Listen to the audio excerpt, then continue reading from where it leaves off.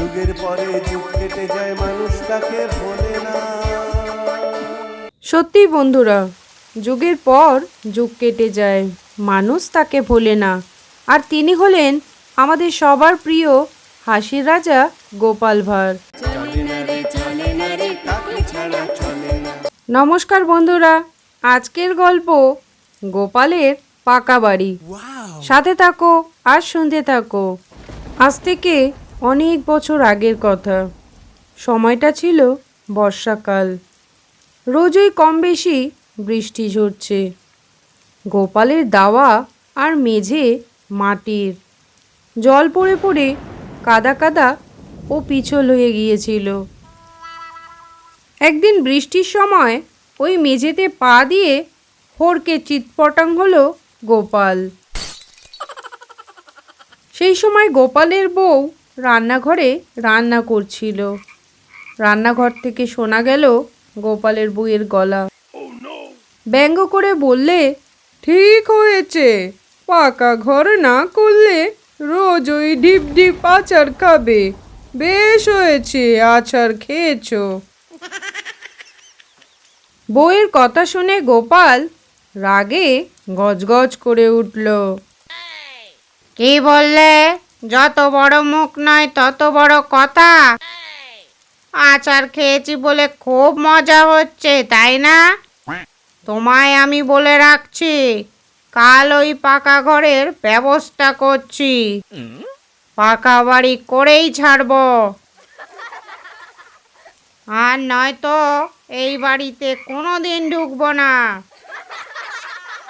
পড়ে গিয়ে গোপাল চুপ করে সেখানেই বসে রইল আর মনে মনে বলতে লাগলো,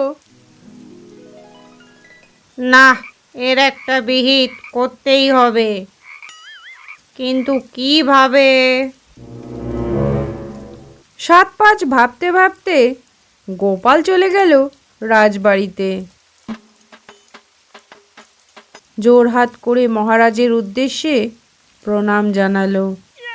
তারপর অত্যন্ত বিনীত হয়ে বললে, মহারাজ, আমার বহুদিনের ইচ্ছে আপনি আমার বাড়িতে একবারটি আপনার পায়ে স্পর্শ রাখুন। আমি গরিব হতে পারি, কিন্তু আপনার অমর্যাদা হবে না, কথা দিচ্ছি। আপনি আপনার সবার প্রত্যেককে আমন্ত্রণ জানাচ্ছি। পরশু সবাই মিলে এই গরিবের বাড়িতে আসন গ্রহণ করুন, জলযোগ করে আমাকে ধন্য করুন। গোপালকে মহারাজ অত্যন্ত স্নেহ করতেন, তাই গোপালের আমন্ত্রণে তাকে সাড়া দিতেই হলো। গোপালের কথার পরিপ্রেক্ষিতে মহারাজ গোপালকে বললেন, গোপাল, অত কিন্তু কিন্তু করছো কেন? তোমার বাড়িতে যাব, এতে বলবার কি আছে? গোপালের সেই আমন্ত্রণ সঙ্গে সঙ্গেই মঞ্জুর করা হলো। মহারাজা জানালেন, আমার সকল পরিষদবর্গকে জানাচ্ছি, কাল আমরা সকলে মিলে গোপালের বাড়িতে নিমন্ত্রণ রক্ষা করতে যাব। সেই দিনই গোপাল বাঁশ দিয়ে এক দোতলা সমান উঁচু জলুটঙ্গি তৈরি করলো। ওপরে একখানা ঘরের মতো বানানো হলো। নড়বড়ে মই লাগানো হলো। সেই মইয়ের নিচে রাখা হলো এক পাহারাদারকে। সেই লোকটা গোপালকে বুঝিয়ে বলে দিল তার কর্তব্য কী। এরপর গোপাল নিজে জলটুঙ্গির ওপরের ঘরে গিয়ে উঠল। নির্দিষ্ট দিনে মহারাজ তার পাত্রমিত্র সহ গোপালের বাড়িতে এসে হাজির হলেন। এসে এক অদ্ভুত দৃশ্য দেখে হা হয়ে গেলেন। গোপালের মেটে ঘরের সামনে একটা বেশ উঁচু বাঁশের জলটুঙ্গি, তার গায়ে নড়বড়ে বাঁশের একটা মই লাগানো। মইয়ের গোড়ায় দাঁড়িয়ে আছে একজন পাহারাদার। মহারাজা মনে মনে ভাবতে থাকেন, এসব কি আশ্চর্য ব্যাপার! গোপাল আবার কোন বাহাদুরি দেখাতে চাইছে?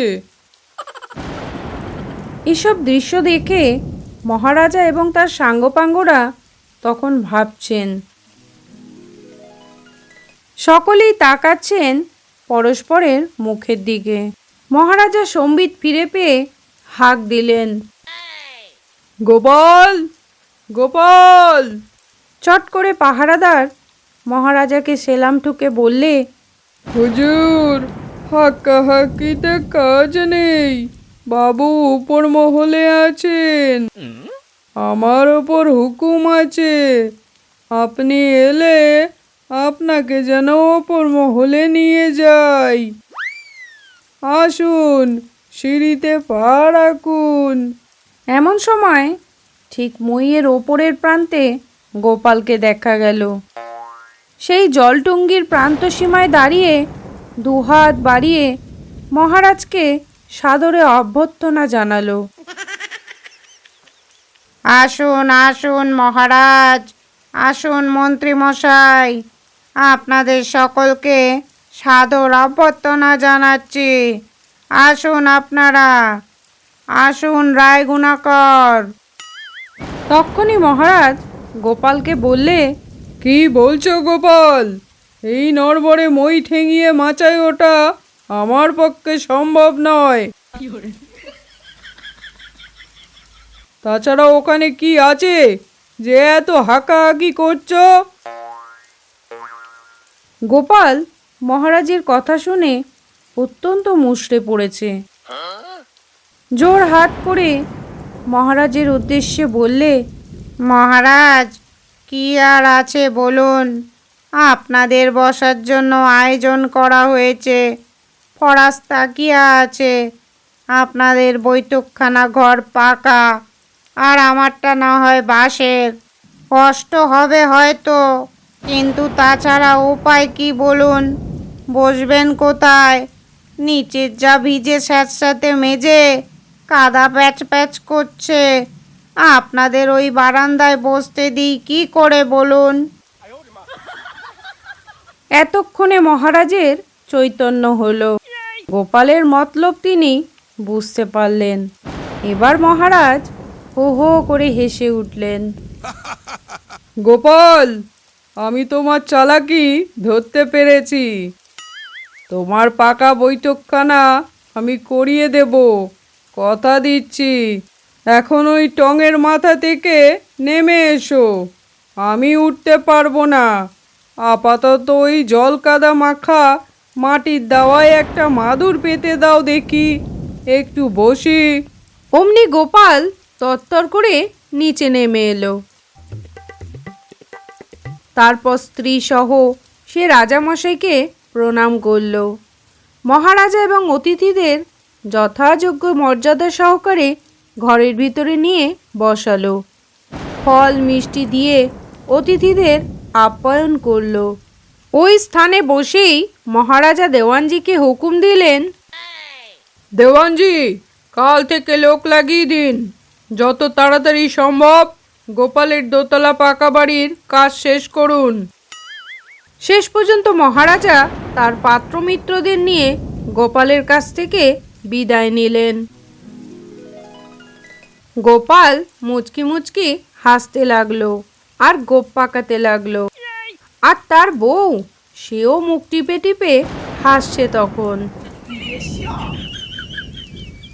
ছোট্ট একটি গল্প এই পর্যন্ত শোনার জন্য আপনাকে জানাই অসংখ্য ধন্যবাদ। গল্পটি ভালো লাগলে লাইক, কমেন্ট, শেয়ার এবং সাবস্ক্রাইব করে আমার পাশে থাকবেন।